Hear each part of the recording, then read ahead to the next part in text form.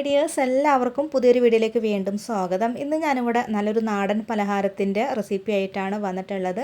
ഉണ്ടപ്പുട്ടാണ് തയ്യാറാക്കിയിട്ട് എടുക്കുന്നത്. ഇത് നമുക്ക് രാവിലെ ബ്രേക്ക്ഫാസ്റ്റ് ആയിട്ടോ ഈവനിങ് സ്നാക്സ് ആയിട്ടോ ഡിന്നറായിട്ടൊക്കെ കഴിക്കാം കേട്ടോ. നല്ല ഹെൽത്തി ആയിട്ടുള്ളൊരു നാടൻ പലഹാരമാണ്. നമുക്കിത് ഇഷ്ടമുള്ള കറി കൂട്ടിയിട്ടൊക്കെ കഴിക്കാം കേട്ടോ. പിന്നെ ഇത് തയ്യാറാക്കിയിട്ട് എടുക്കാനും വളരെ എളുപ്പമാണ്. അപ്പോൾ നമുക്കിത് എങ്ങനെയാണ് തയ്യാറാക്കിയിട്ട് എടുക്കാമെന്ന് നമുക്ക് നോക്കാം. അപ്പോൾ ഈ ഒരു പലഹാരം തയ്യാറാക്കിയിട്ട് എടുക്കാനായിട്ട് ഞാനിവിടെ 1 കപ്പ് പുട്ടുപൊടിയാണ് എടുത്തിട്ടുള്ളത്. ഈ ഒരു പലഹാരം ഉണ്ടാക്കിയെടുക്കാനായിട്ട് പുട്ടുപൊടി തന്നെ വേണം കേട്ടോ എടുക്കാനായിട്ട്. നൈസ് പൊടിയൊന്നും ഇതിന് വേണ്ടിയിട്ട് എടുക്കുകയൊന്നും ചെയ്യരുത്. അങ്ങനെ ആകുമ്പോൾ കറക്റ്റായിട്ട് കിട്ടില്ല കേട്ടോ. ഇനി നമുക്ക് ഇതൊന്ന് മാറ്റി വയ്ക്കാം.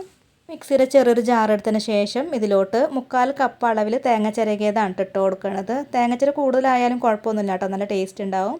കൂടെ തന്നെ 1/2 ടീസ്പൂൺ അളവിൽ ചെറിയ ജീരകം കൂടെ ഇട്ട് കൊടുക്കുന്നുണ്ട്. അപ്പോൾ നിങ്ങൾക്ക് ചെറിയ ജീരകത്തിൻ്റെ മണം അത്രയ്ക്ക് ഇഷ്ടമല്ലെങ്കിൽ ഒരു 1/4 ടീസ്പൂൺ അളവിൽ ചേർത്ത് കൊടുത്താലും മതി. ഇത് ഒട്ടും വെള്ളമൊന്നും ഒഴിച്ച് കൊടുക്കാണ്ട് ഒന്ന് ചതച്ചെടുക്കാം കേട്ടോ. അതുപോലെ ഒന്ന് കറക്കിയെടുത്തിട്ട് കൊണ്ടുവന്നിട്ടുണ്ട്. ഇനി ചൂട് കട്ടിയായിട്ടുള്ളൊരു പാത്രം അടുപ്പത്ത് വെച്ച് കൊടുത്ത ശേഷം ഇതിലോട്ട് ഒരു 1/4 കപ്പ് വെള്ളം ഒഴിച്ച് കൊടുക്കാം കേട്ടോ. ഞാനിവിടെ 1 കപ്പ് പുട്ടുപൊടിയിൽ എടുത്തിട്ടുണ്ടായിരുന്നത്. അപ്പോൾ ഒരു 1/4 കപ്പ് വെള്ളം ആവശ്യമായിട്ട് വരും കേട്ടോ. അപ്പോൾ അത് ഒഴിച്ച് കൊടുത്തിട്ടുണ്ട്. ഇനി ഇതിലേക്ക് നമുക്ക് പാകത്തിനുള്ള ഉപ്പ് കൂടെ ചേർത്ത് കൊടുക്കാം. അതിനുശേഷം ഇതിലോട്ട് നമുക്ക് 1 ടേബിൾ സ്പൂൺ അളവിൽ നെയ്യോ അതല്ലെങ്കിൽ വെളിച്ചെണ്ണ ഒഴിച്ച് കൊടുക്കാം കേട്ടോ. ഞാനിവിടെ വെളിച്ചെണ്ണയാണ് ഒഴിച്ച് കൊടുത്തിട്ടുള്ളത്. ഇനി ഇത് നന്നായിട്ടൊന്ന് തിളയ്ക്കാനൊക്കെ ആയിട്ട് വെയിറ്റ് ചെയ്യാം. ഇപ്പോൾ വെള്ളം നല്ലോണം തന്നെ തിളച്ച് വന്നിട്ടുണ്ട്. ഇനി ഇതിലേക്ക് നമ്മൾ നേരത്തെ റെഡിയാക്കി വെച്ചിട്ടുള്ള ആ ഒരു തേങ്ങയുടെ മിക്സ് ഉണ്ടല്ലോ, അതിട്ട് കൊടുത്തിട്ട് നല്ലോണം ഒന്ന് മിക്സ് ആക്കി കൊടുക്കുക. എന്നിട്ട് വീണ്ടും ഒന്നും കൂടെ നല്ലോണമൊക്കെ ഒന്ന് തിളയ്ക്കാനൊക്കെ ആയിട്ട് വെയിറ്റ് ചെയ്യാം കേട്ടോ. നന്നായിട്ട് ഇതൊന്ന് തിളച്ച് വന്നു കഴിഞ്ഞാൽ പിന്നെ ഇതിലേക്ക് നമ്മൾ നേരത്തെ എടുത്ത് വെച്ചിട്ടുണ്ടായിരുന്ന പുട്ടുപൊടി ഉണ്ടല്ലോ, അത് കുറേശ്ശായിട്ട് ഇട്ട് കൊടുത്തിട്ട് നല്ലോണം ഒന്ന് മിക്സ് ആക്കിയിട്ട് എടുക്കാം.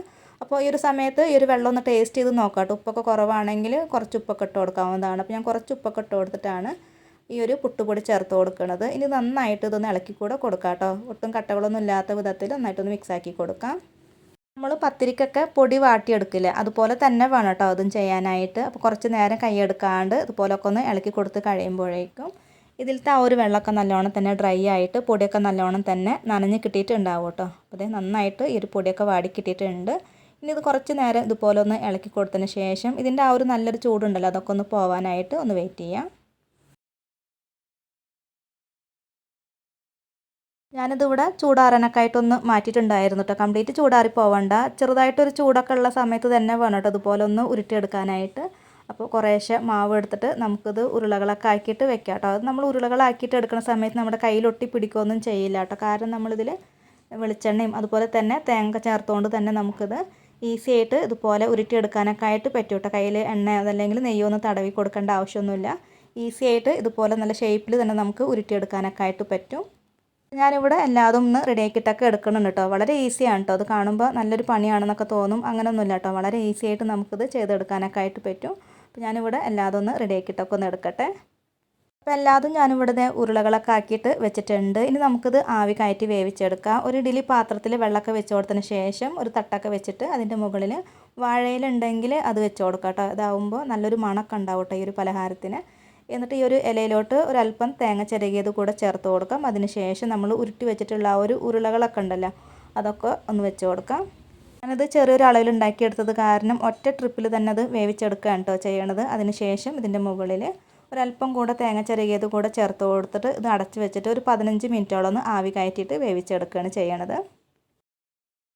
ഒരു 15 മിനിറ്റിന് ശേഷത്തെ നമ്മുടെ ഒരു പലഹാരം ഇവിടെ റെഡി ആയിട്ട് വന്നിട്ടുണ്ട്. അപ്പോൾ ഇത്രയേ ഉള്ളൂ കേട്ടോ. വളരെ ഈസി ആയിട്ട് ഉണ്ടാക്കിയെടുക്കാൻ പറ്റുന്ന നല്ലൊരു നാടൻ പലഹാരമാണ്. ഇത് നമുക്ക് ഇഷ്ടമുള്ള കറി കൂട്ടിയിട്ടോ അതല്ലെങ്കിൽ നാളികേരമൊക്കെ ഇച്ചിരി കൂടുതൽ ചേർത്ത് കൊടുത്തിട്ടുണ്ടെങ്കിൽ വെറുതെ കഴിക്കാനും നല്ല ടേസ്റ്റാണ് കേട്ടോ. അപ്പോൾ ഇത്രയേ ഉള്ളൂ. അപ്പോൾ ഇന്നത്തെ ഒരു റെസിപ്പി എല്ലാവർക്കും ഇഷ്ടമായിട്ടുണ്ട് എന്ന് കരുതുന്നു. ഇതുവരെ വീഡിയോ കണ്ട് സപ്പോർട്ട് ചെയ്ത എല്ലാവർക്കും ഒരുപാട് നന്ദി. നമ്മുടെ ചാനൽ ആദ്യമായിട്ട് കാണുന്നവരൊക്കെ ഉണ്ടെങ്കിൽ ഒന്ന് സബ്സ്ക്രൈബ് ചെയ്യണം. പിന്നെ ലൈക്ക് ചെയ്യാനും ഷെയർ ചെയ്യാനും കമൻറ്റ് ചെയ്യാനൊന്നും മറക്കരുത്. അടുത്ത നല്ലൊരു റെസിപ്പി വീഡിയോ ആയിട്ട് വീണ്ടും കാണാം.